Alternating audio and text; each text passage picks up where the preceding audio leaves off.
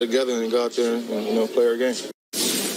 Bert, which team has the edge on Sunday, the Saints or the Rams? You got to give it to the home team. You always have to give it to the home team. You got a West Coast team coming back, not East Coast, but coming in and skipping time zones. Drew Brees, 77% completion rate. Michael Thomas, nobody's talking about him, but I think the key to this game is going to be Mark Ingram. People, get it confused. They see Drew Brees and they know he likes to throw the ball a lot, but this is a power team disguised in a finesse teams type of outfit.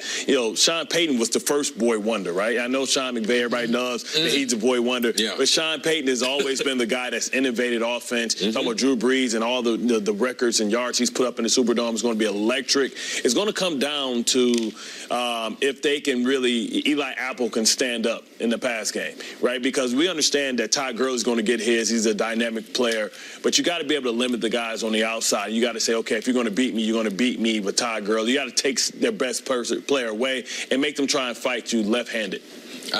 What I'm looking at is I like Ingram.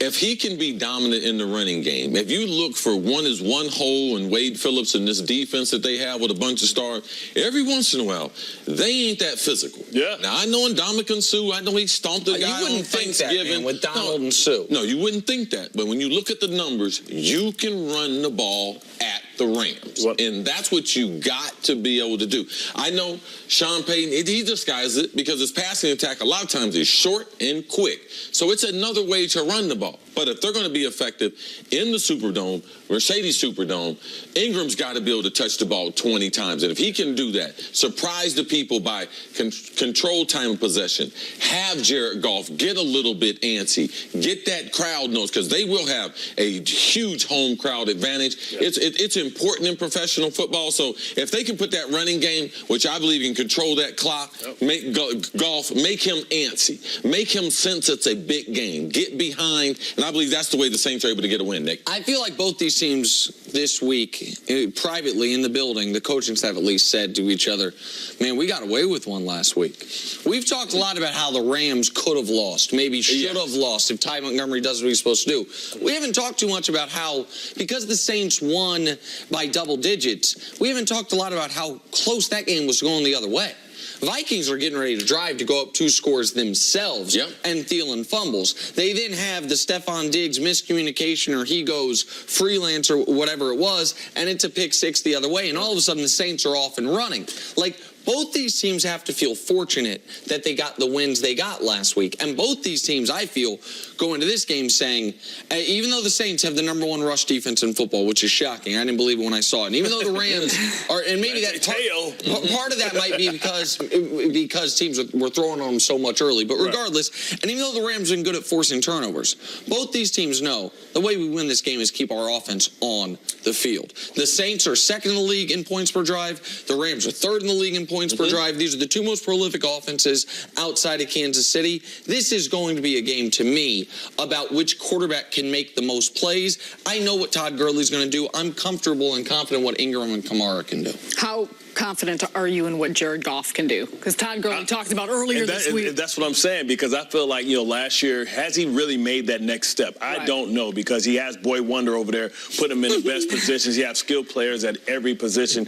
I want to see how does he perform when the pressure's put on him. They identified that they really didn't have a pass rush, outside pass rush, so they went out and they made the move for Dante Fowler. I think that was a mission when they couldn't get to Aaron Rodgers last week, that they needed some help on the defensive side. And you talk about running the ball at him. Well, why can you run the ball at him and pound the ball at him? Because they have Mark Barron, who's a converted, safety, sitting there trying to anchor. It's great when you want to do all these complex coverages and blitz and things like that. But what happens when you run directly at a 220-pound, linebacker? You get movement. And what happens is when you run at him, he can't use that speed to get over the top and run past blockers. And you make it a man's game. You make it a fight in the phone booth. And that's what you want to do. You want to make it a fight in the phone booth. And we've seen teams do this before. But the problem is, can you stay patient? Can you stay committed to the run, understanding that they're going to have opportunities because they're going to fear Drew Brees as well. So they're not going to have that. You're going to have that light box. And then now you can spread them out and you run directly at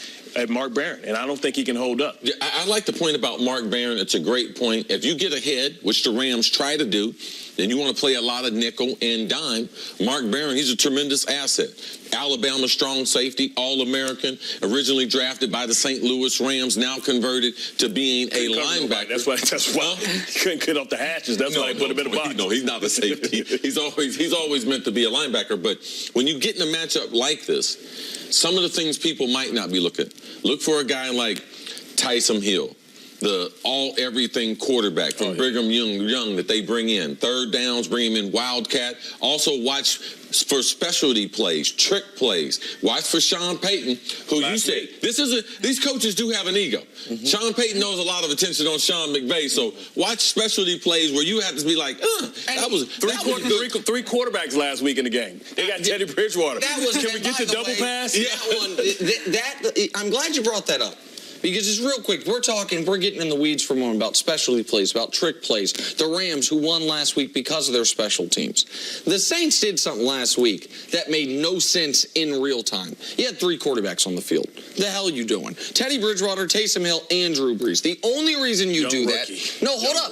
No, but let me tell you. The only reason you do that is to set something up later in the year. Okay. Yeah. I mean, in real time, write that down. Listen, I had already wrote planting seeds. Exactly. So the only reason you do that in that game against the Vikings is because you're going to have that same formation out later in the year and put something else on film that they hadn't seen yet. Another thing, little grasshoppers, because... Okay, both of you. Sean Payton, he likes to needle people a little bit. Teddy Bridgewater coming back to Minnesota. Let me show you guys. Let me get a little Teddy Bridgewater on the field. So that's another little thing. I just believe some of those little intangibles, especially the special teams, when you're in a matchup like this, these are things that you should be watching that could tilt the game one way or another for one of these franchises. Watch Cam Jordan as well. You know, Davenport has to toe. But inside the Superdome, you're going to have to go on a silent count. Can Jared Goff really play when he's going to be in a predictable type of snap count where guys can pin their ears off and get off the ball? That's why you're going to have to run the ball first to establish that you can have some play action, because you're not going to be able to hear early on in that game. The Saints over the last few years have spent a lot of resources on the interior of their offensive line. Spent a first-round pick on Andrus Peat. They converted him from tackle to guard. They traded Jimmy Graham for Max Unger years ago when Jimmy Graham was at the peak of his value, and they signed Larry Warford. Why do I bring those 3 guys up? They're 2 guards in the center. So they're up against the best interior pass rusher in the league in Aaron Donald. Maybe just the best pass rusher in the league in Aaron Donald, even though he's coming from the inside. Every team the Rams play, right? Oh, yeah. Every team the Rams play, I look at their guard and centers, because Aaron Donald has the ability to ruin a game if those guys are not up to the task. And Ndamukong Suh has been playing out of position. When they've been playing him at defensive end, he is not a defensive end. When you can move him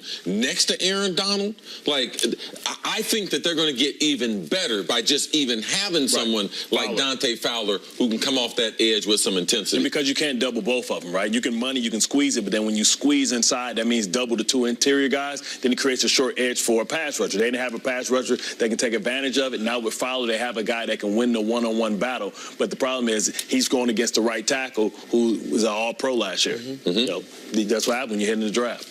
All right, Bart, stick around. Coming up, is there anything Baker Mayfield can do you're not going anywhere, to keep Patrick Mahomes and the Chiefs? That's next on First Things First. And you got to talk about the NBA in the break. Is that a new hairdo you got? You got some new something juices and berries you using. Well,